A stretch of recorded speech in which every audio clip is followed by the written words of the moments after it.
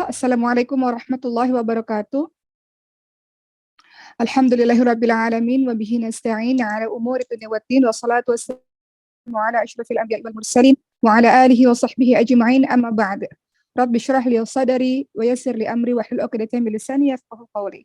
Hari ini kita akan membahas mengenai judul kita adalah jangan mengajak orang yang berbuat dosa. Baik, teman-teman yang dirahmati oleh Allah Subhanahu wa taala, pada hari Jumat ini izinkan Uma mengawali tema kita pada hari ini, yaitu jangan mengejek orang yang berbuat dosa dengan kisah-kisah yang terjadi di zaman Rasulullah Shallallahu Alaihi Wasallam. Pernah pada suatu ketika seorang sahabat mengaku melakukan perbuatan dosa di hadapan Rasul dan meminta agar Rasul menghukumnya. Orang tersebut melakukan sebuah perbuatan zina, teman-teman sekalian. Seperti yang kita tahu, zina ini di dalam Islam kisah ya, teman-teman sekalian ya, yang diceritakan dalam sebuah hadis juga. Jadi ada seseorang yang telah melakukan perbuatan zina. Seperti yang kita tahu, zina ini perbuatan yang sangat tercela, termasuk bagian dari dosa besar setelah perbuatan syirik, setelah perbuatan menyekutukan Allah Subhanahu wa taala. Dan di dalam Islam, pelaku zina ini pun mendapatkan hukuman yang sangat berat, teman-teman sekalian. Yaitu para pelaku-pelaku zina ini di dalam Islam menghadapi hukuman, yakni ketika dia sudah menikah, maka hukumannya dirajam sampai meninggal dunia.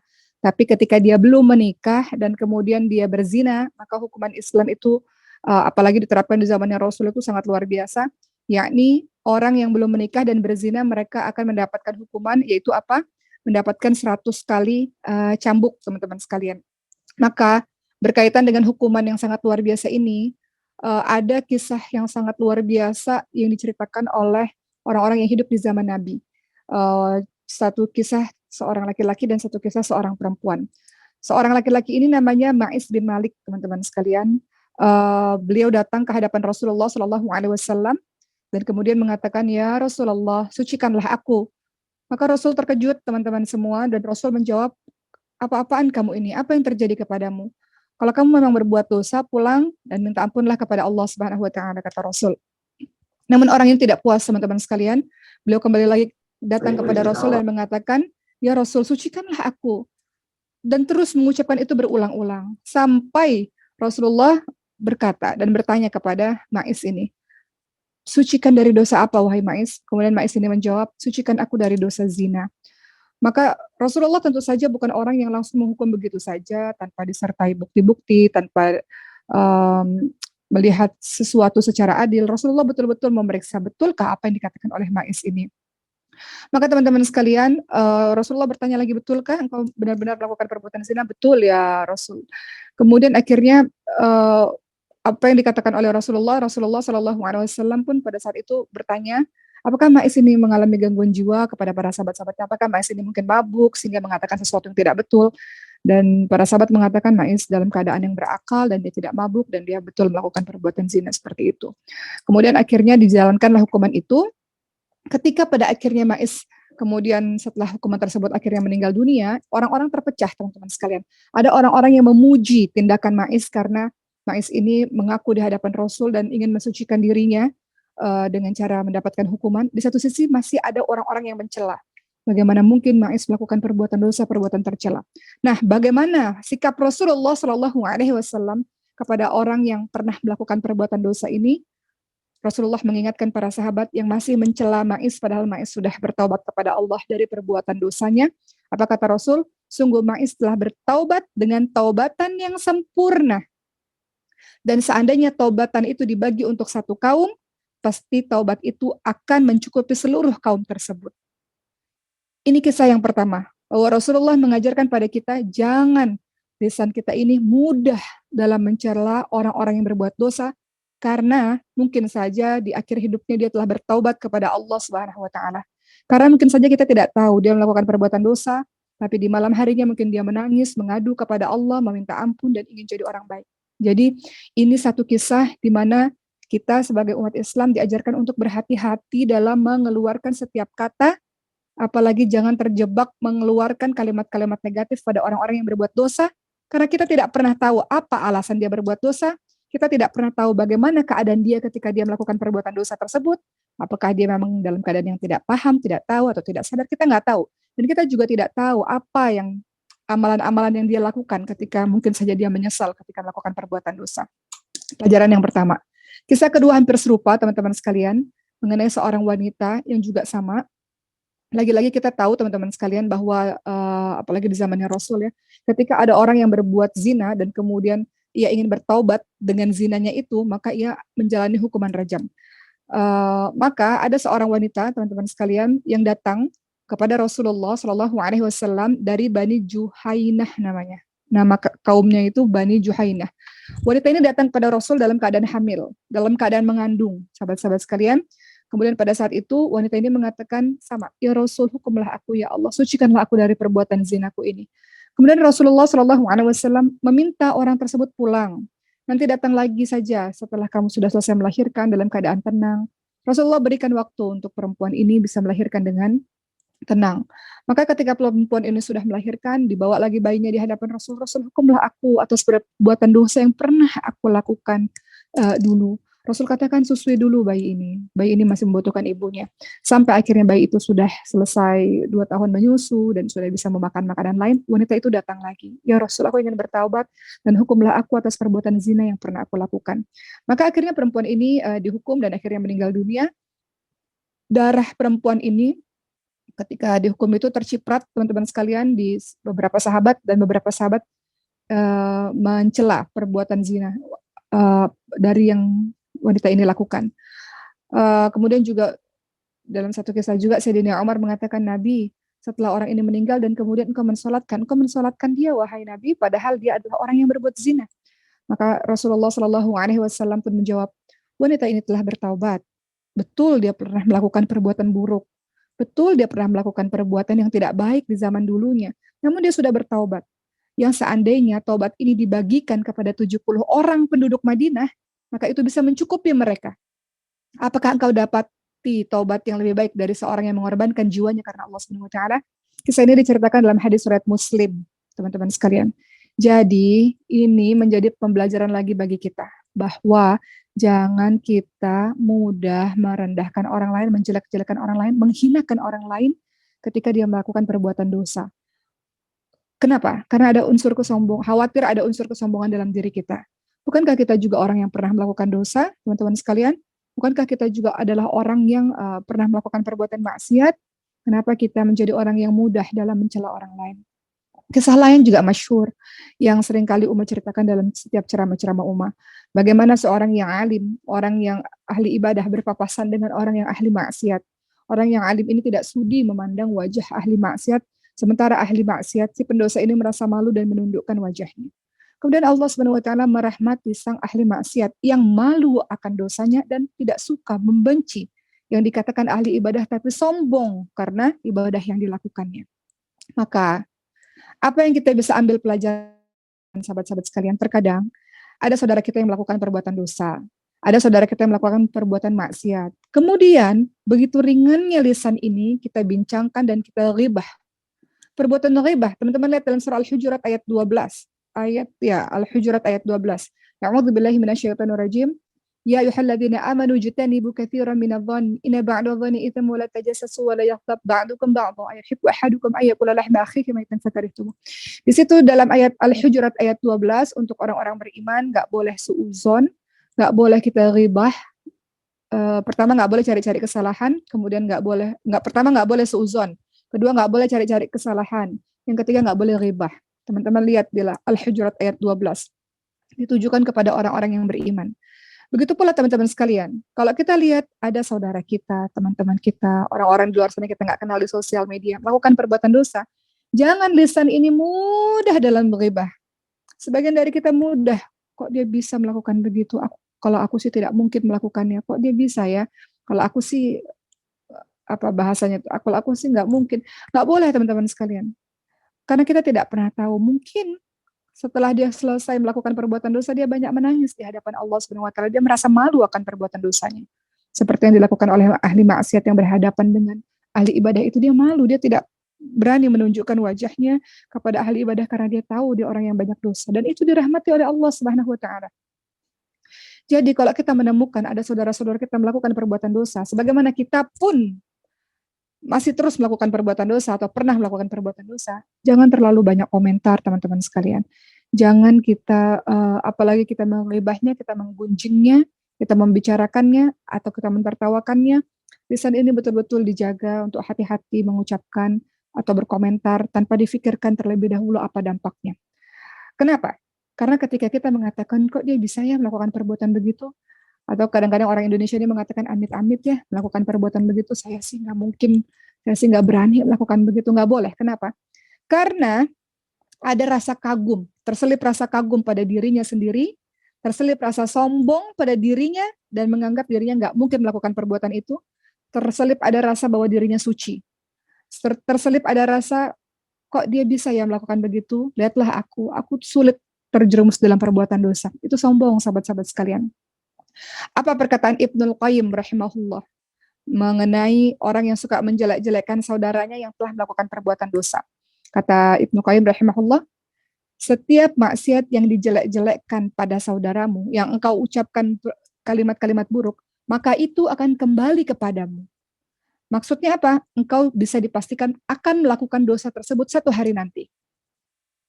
Misalnya kita mengatakan, kok dia berani-beraninya ya melakukan perbuatan zina seperti itu, aku sih nggak mungkin.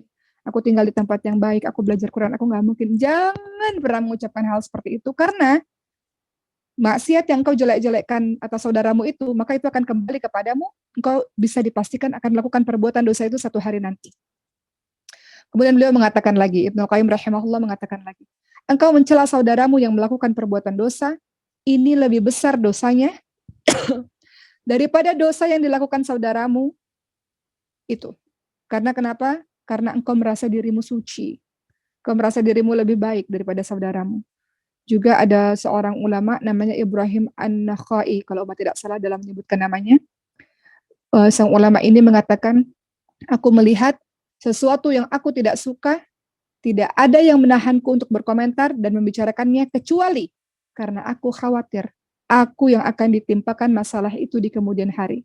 Jadi kalau melihat sesuatu dan kita berniat untuk mencela, amit-amit, buruk banget perlakuannya, jelek banget maksiat yang dia buat, kotor banget orang tersebut. Kita tahan lisan kita, kenapa? Karena kita khawatir. Kata ulama ini, aku khawatir, aku yang justru nantinya akan ditimpakan maksiat itu, atau aku khawatir satu hari nanti aku juga akan melakukan maksiat itu. Karena kita nggak ada yang tahu, teman-teman sekalian. Kita nggak ada yang tahu. Kita merasa diri kita aman, kita merasa diri kita saleh, kita merasa diri kita sudah belajar agama, tahu yang mana yang baik, mana yang enggak, kita merasa diri kita belajar Quran, tapi tidak ada yang bisa menjamin. Khawatirnya karena kesombongan yang engkau simpan pada dirimu, pada lisanmu, nanti akan menyerang dirimu sendiri.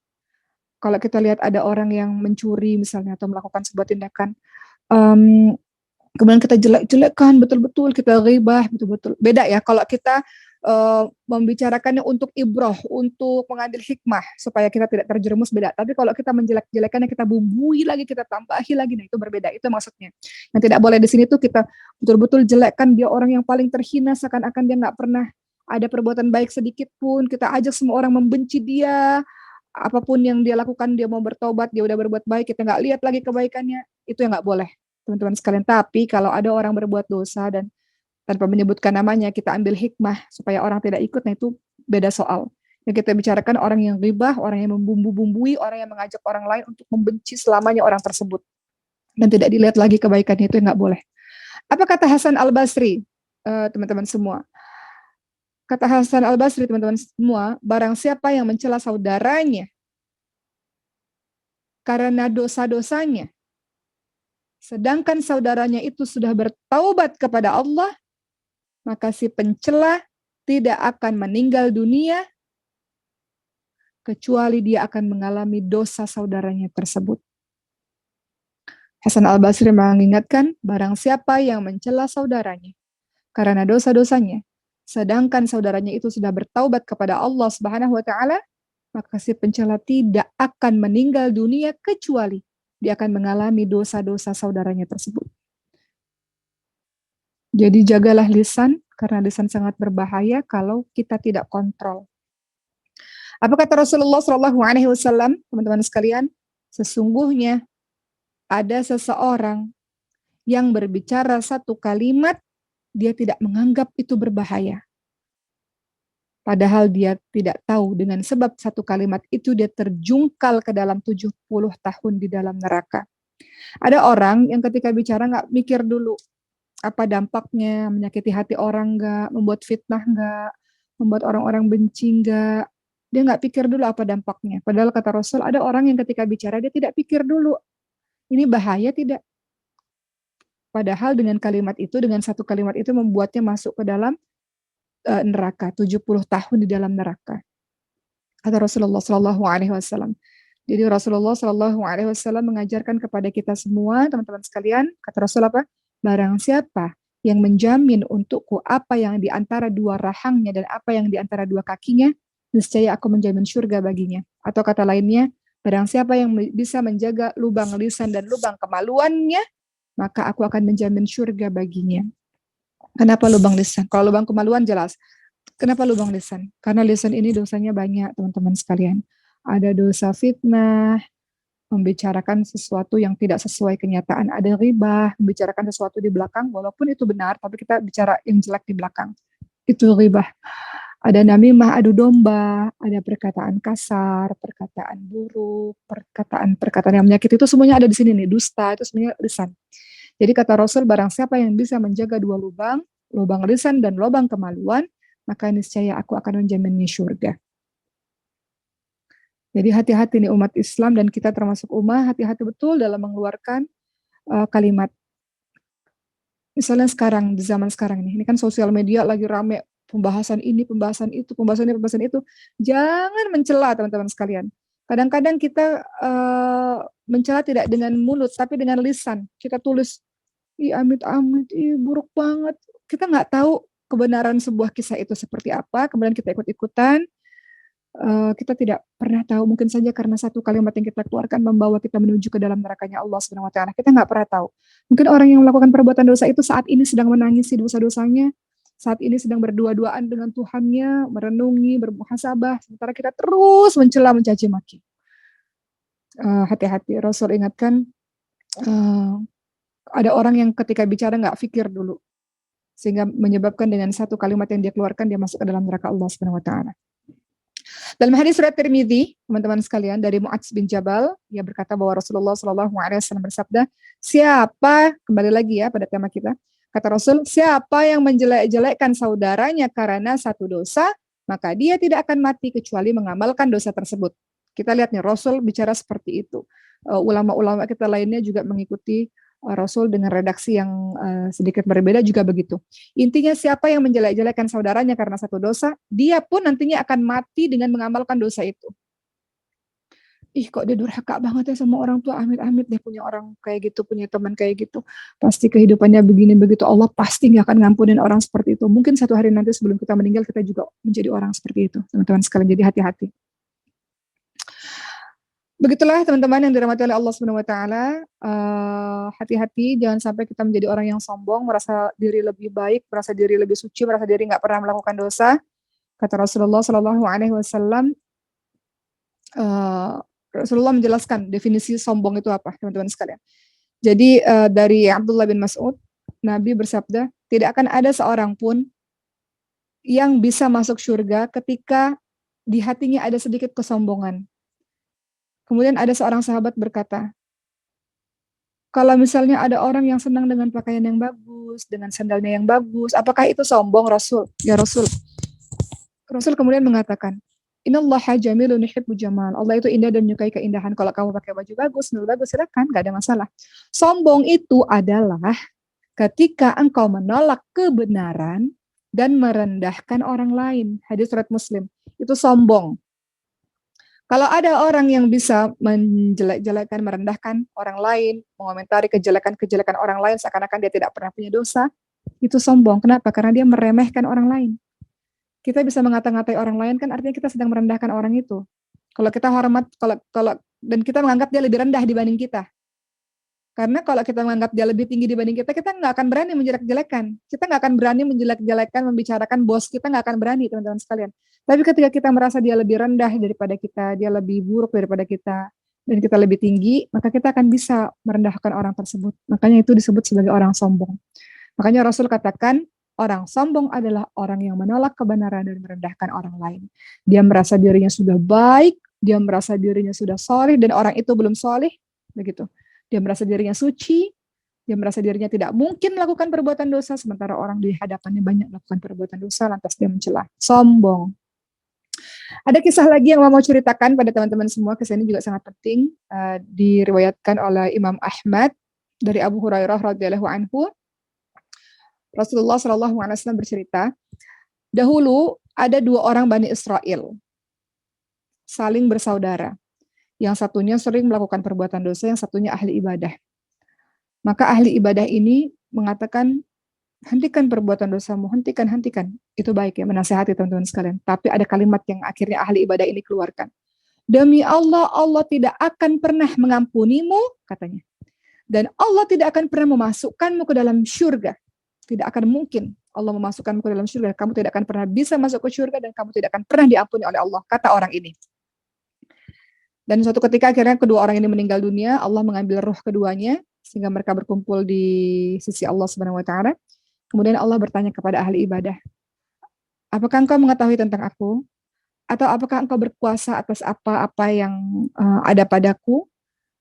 Kemudian pada akhirnya Allah berbicara kepada orang tersebut, masuklah engkau wahai ahli maksiat yang telah bertaubat. Ternyata dia sudah bertaubat ke syurga Allah dan berkata kepada satu lagi, wahai para malaikat, bawalah orang yang mengakunya ahli ibadah tapi menghakimi orang lain, bahkan mengatakan Allah tidak akan pernah mungkin mengampuninya, bawalah dia ke neraka. Maka Abu Hurairah berkomentar, teman-teman sekalian, dalam cerita ini, demi zat yang jiwaku ada pada tangannya, sungguh ia berkata dengan satu kalimat yang menghancurkan dunia dan akhiratnya. Jadi ini sebuah hadis yang memberikan kita banyak pelajaran. Pelajaran pertama adalah dalam hadis ini, sahabat-sahabat sekalian, pelajaran yang pertama adalah setiap orang berpotensi melakukan perbuatan dosa. Betul kan? Semua dari kita nggak ada yang suci kan teman-teman sekalian. Semua kita pasti pernah melakukan dosa kan. Maka yang pertama, kita harus paham dari hadis yang Uma bacakan tadi, setiap orang punya potensi untuk melakukan perbuatan dosa. Setiap orang punya salah, setiap orang punya maksiat, setiap orang pernah tergelincir dalam sebuah perbuatan yang tidak baik. Baik itu disengaja maupun tidak disengaja, baik itu kecil maupun besar, baik itu nampak maupun tersembunyi. Seseorang itu pasti pernah melakukan perbuatan dosa. Dan dalam menyikapi orang yang berbuat dosa, cara orang macam-macam. Ada cara yang keras, ada cara yang lembut, ada yang cuek, ada yang mendukung. Nah ini nggak boleh.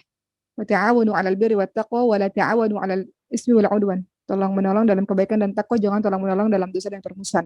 Ada juga kalau kita lihat maksiat, ada yang menolak, ada juga yang mengabaikan, ada yang menasihati, berbagai macam respon teman-teman sekalian. Tapi yang jelas, jangan pernah kita mencela orang-orang yang melakukan perbuatan dosa. Kita menasihati harus, tapi bukan mengejek, bukan mencela. Kata Imam Syafi'i rahimahullah, kalau engkau lihat ada sesuatu perbuatan pada saudaramu dan engkau ingin memperbaikinya, kalau engkau menasihatinya di depan orang banyak, artinya engkau mempermalukannya. Kalau engkau betul-betul dengan tulus, ikhlas, ingin merubah dirinya, maka bicara dengan empat mata, bukan di depan orang banyak. Betul-betul engkau berbicara sungguh-sungguh dengannya, tidak di depan orang untuk memperbaikinya. Jadi, yang kita ingat ketika ada teman-teman kita melakukan perbuatan dosa, ataupun kita juga melakukan perbuatan dosa, kita tidak membenci orangnya, teman-teman sekalian. Yang kita benci itu perbuatannya. Bukan kita benci orang, yang kita benci itu perbuatannya. Dan tidak boleh kita menjatuhkan vonis bahwa engkau pasti masuk neraka. Karena kita tidak tahu akhir hidup seseorang. Seperti yang Uma bilang di awal. Jangan kita mengatakan Allah tidak akan pernah mengampunimu. Sementara dalam surah Az-Zumar 5:3, kalau nggak salah. Dikatakan, Qul ya ibadiyalladzina asrafu ala anfusihim la taqnatu min rahmatillah innallaha yaghfiru dzunuba jami'a innahu huwal ghafurur rahim. Sementara dalam surah Az-Zumar 53 itu disebutkan jangan berputus asa dari rahmat Allah. Allah mengampuni semua dosa. Kok bisa-bisanya kita katakan pada saudara kita, engkau pasti masuk neraka. Engkau pasti tidak akan diampuni oleh Allah. Enggak boleh. Allah saja mengatakan Allah mengampuni seluruh perbuatan dosa. Allah berkenan memaafkan, mengampuni siapa saja yang Allah kehendaki, teman-teman sekalian. Dan Allah berkenan, Allah bisa saja menyiksa siapa-siapa yang Allah juga kehendaki. Artinya kita nggak pernah tahu di akhir hidup seseorang dia husnul khatimah atau su'ul khatimah. Orang yang kita anggap beribadah bertahun-tahun tiba-tiba akhir hidupnya melakukan perbuatan maksiat, su'ul khatimah. Atau orang yang kita anggap melakukan perbuatan maksiat, tiba-tiba di akhir hidupnya husnul khatimah. Kita tidak pernah tahu. Contoh sederhana Sayyidina Umar bin Khattab radhiyallahu anhu sangat memusuhi Islam, ingin membunuh Nabi, membunuh bayi perempuan hidup-hidup di zamannya dulu. Tapi ketika menuju kepada Allah betul-betul totalitas. Sampai kita lihat Islam menjadi semakin luas karena Sayyidina Umar bin Khattab radhiyallahu anhu dan makamnya dikuburkan bersebelahan dengan makam Rasulullah sallallahu alaihi wasallam. Jadi nggak boleh bagi kita teman-teman sekalian kita memvonis seseorang itu pasti masuk neraka. Kita siapa? Bisa jadi orang yang kita nampak ahli surga, bisa jadi dia masuk neraka. Kemudian bisa jadi yang kita lihat dia di mata dunia ini, dia masuk neraka Allah. Bisa juga dia jadi ahli surga. Wallahu a'lam. Kita nggak pernah tahu akhir hidup seseorang. Seperti kisah seorang pelacur penzina yang di akhir hidupnya memberikan minum kepada seekor anjing. Masuk surganya Allah Subhanahu wa taala karena akhir hidupnya baik, teman-teman sekalian. Begitulah jadi kita dengan saudara-saudara kita ini diminta untuk terus memperbaiki diri dan mengajak teman-teman kita dengan cara yang baik, bukan mencela, bukan mengejek yang membuat kita menolong syaitan untuk membuat dia lebih terjerumus ke dalam perbuatan dosa, dan itu bukan sikap dari seorang muslim. Maka yang harus kita lakukan ya teman-teman semua, ingatkan dengan cara yang baik. Kalau kita bisa dengan kata Rasulullah, kalau kita lihat perbuatan maksiat, maka kita halau dengan kekuatan kita. Kalau tidak bisa dengan lisan, nasihati. Kalaupun kita nggak bisa dengan lisan, maka dengan hati. Hati itu apa? Hati itu maksudnya apa? Kita lihat perbuatan, kita nggak sanggup menghalaunya dengan kekuatan, kita tidak sanggup menghalaunya dengan lisan, nggak sanggup untuk menasihatinya, nggak bisa untuk menasihatinya, maka dengan hati, kata Rasulullah, itu selama-lamanya iman. Maksudnya dengan hati apa? Kita mengingkari kemungkaran yang dilakukan oleh orang lain tersebut dan kita mengambil ibrah, kita mengambil hikmah. Memang buruk perbuatan orang tersebut, tapi kita tidak mencela, namun kita mengambil hikmah. Kita tidak mencacinya, kita tidak menceritakan dan membumbu-bumbui aibnya kepada banyak orang, dan kita bukan orang yang menyebarkan keburukannya kepada khalayak ramai, kecuali memang orang tersebut sangat membahayakan orang banyak, jadi kita harus cerita gitu untuk menjaga sebuah kaum atau sebuah keluarga atau seseorang. Hati-hati dengan orang tersebut. Orang tersebut misalnya apa ya, suka sekali berhutang nggak dibayar gitu. Untuk dalam rangka waspada, hati-hati dalam perbuatannya nggak apa-apa. Tapi menceritakan itu nggak apa-apa. Hati-hati dengan orang tersebut. Dia banyak hutang dan kemudian tidak membayar dan dia adalah penipu. Itu untuk waspada, untuk menjaga nggak apa-apa. Tapi yang tidak boleh tadi, membumbu-bumbui, menambah-nambahi, mengajak semua orang membenci, nah itu yang nggak boleh. Itu ya teman-teman, kita bisa membedakan kapan kita bisa bicara, kapan kita nggak bisa bicara untuk menjelek-jelekan. Teman-teman lihat dalam surah An-Nisa ayat 148, Allah Subhanahu wa taala berfirman, An-Nisa 148, A'udzu billahi minasyaitonir rajim, la yuhibbullahu al-jahra bis-su'i minal qawli illa man zulim wa kana Allahu sami'an 'alima.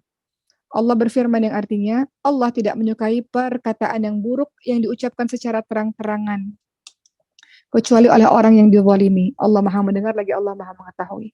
Yang kita lakukan, doakan orang yang melakukan perbuatan dosa tersebut, supaya Allah memberikan hidayah kepadanya, sehingga dia bertobat, dia beristighfar, dan kemudian kita berdoa untuk diri kita sendiri dan keluarga, agar Allah menyelamatkan kita juga dari perbuatan dosa-dosa yang dia lakukan.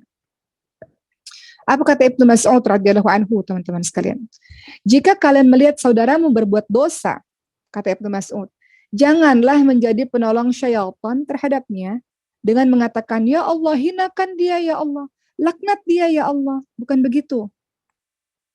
Tapi kalau engkau melihat saudaramu berbuat dosa, mohonlah kepada Allah berupa keselamatan.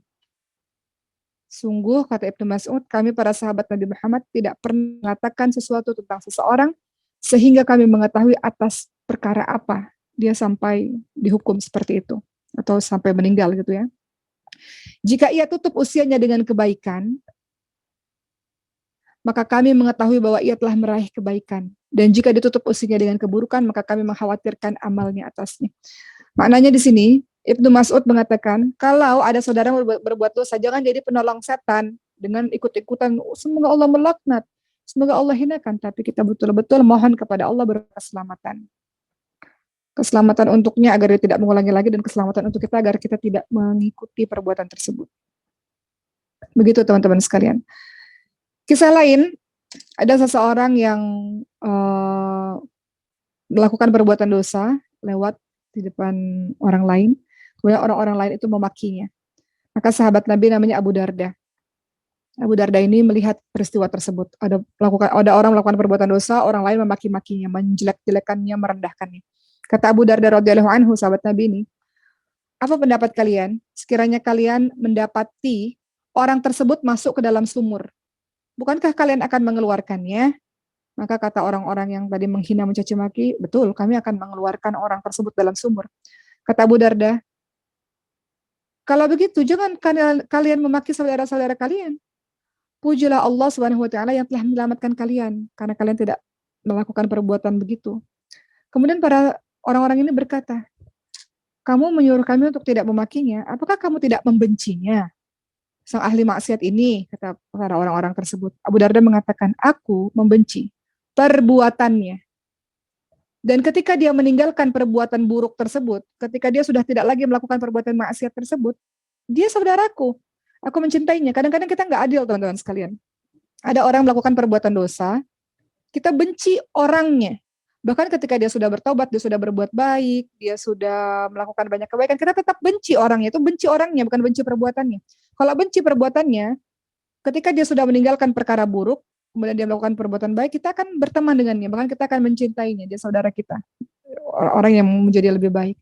Tapi kadang-kadang karena kebencian kita terhadap sesuatu menutup semua kebaikan-kebaikan atau pertaubatan yang sudah saudara-saudara kita lakukan. Apa kata Abu Darda, teman-teman sekalian, berdoalah kepada Allah pada saat kamu bergembira. Semoga Allah mengabulkanmu pada saat kamu menderita. Ingatlah senantiasa Allah pada saat kamu susah. Semoga Allah menolong kalian semua pada saat kamu.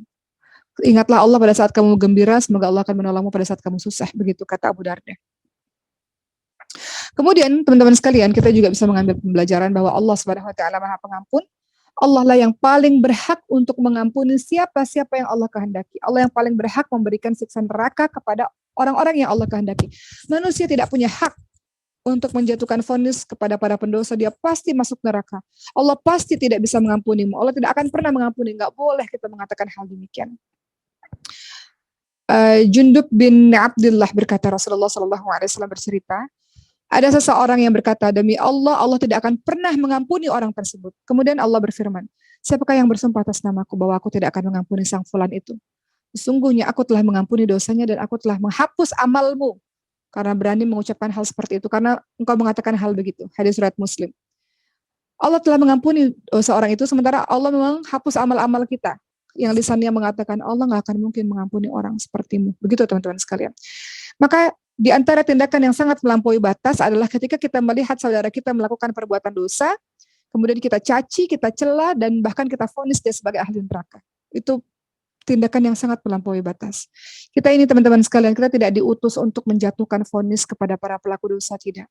Kita tidak diutus, kita tidak diciptakan di dunia ini untuk menjatuhkan, bukan kita, itu bukan hak kita. Mengatakan Allah tidak akan mengampuni, engkau ahli maksiat, engkau pasti masuk neraka. Itu bukan hak kita.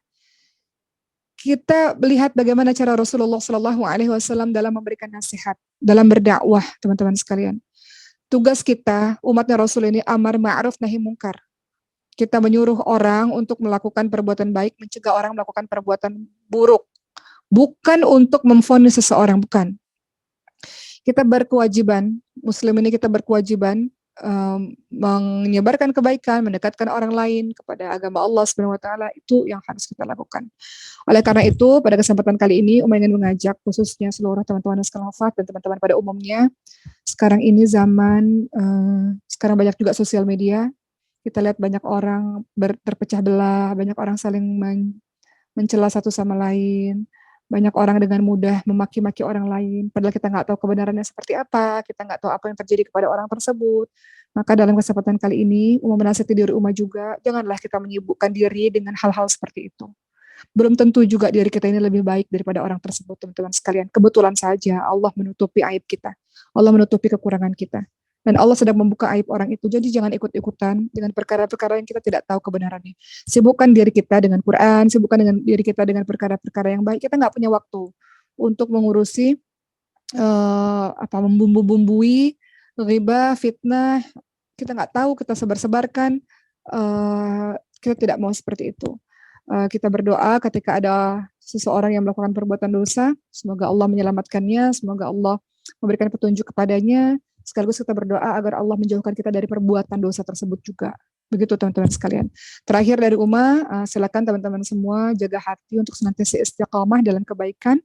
Dalam surah Ali Imran ayat 7, doa yang sudah teman-teman hafalkan, Rabbana la tuzigh qulubana ba'da idh hadaitana wa hab lana min ladunka rahmah innaka antal wahhab, ya. Ya Tuhan kami, janganlah jadikan hati kami condong pada kesesatan setelah Engkau memberikan petunjuk kepada kami, dan karuniakanlah kami rahmat dari sisi Engkau, karena sesungguhnya Engkaulah yang Maha Pemberi karunia. Atau dalam hadis riwayat Ahmad dan Tirmidzi yang Umar sering sebutkan juga, ya muqallibal qulub tsabbit qalbi ala dinik. Wahai Allah yang membolak-balikan hati, teguhkanlah hati kami atas agamamu. Atau dalam hadis riwayat Muslim diajarkan juga doanya, Allahumma musarrifal qulub, sarrif qulubana ala ta'atik. Wahai Allah yang mengarahkan hati, arahkanlah hati-hati kami untuk taat kepadamu ya Allah. Begitu teman-teman sekalian, kesimpulan dari ceramah Umar pada hari ini adalah, ingat, setiap orang berpotensi untuk melakukan dosa, maka dari itu jangan sampai kita mengejek orang karena dosa yang ia perbuat. Kita berlindung kepada Allah dari perbuatan dosa, dan kita minta agar Allah memberikan hidayah, mengampuni orang yang melakukan perbuatan dosa untuk tidak melakukannya lagi di kemudian hari. Setiap orang punya kesempatan untuk jadi orang baik, setiap orang punya kesempatan untuk memperbaiki hidupnya, untuk menuju kepada kehidupan yang terang. Maka ketika Allah Subhanahu wa taala saja sudah menjanjikan siapapun yang bertobat kepada Allah, Allah ampuni, maka apa hak kita untuk memvonis saudara-saudara kita sendiri? Begitu ya teman-teman sekalian, semoga Allah jaga lisan kita selalu. Terima kasih pada hari ini Umas serahkan kepada moderator. Selamat melaksanakan hari Jumat dengan banyak ibadah kepada Allah Subhanahu wa taala. Terima kasih. Assalamualaikum warahmatullahi wabarakatuh.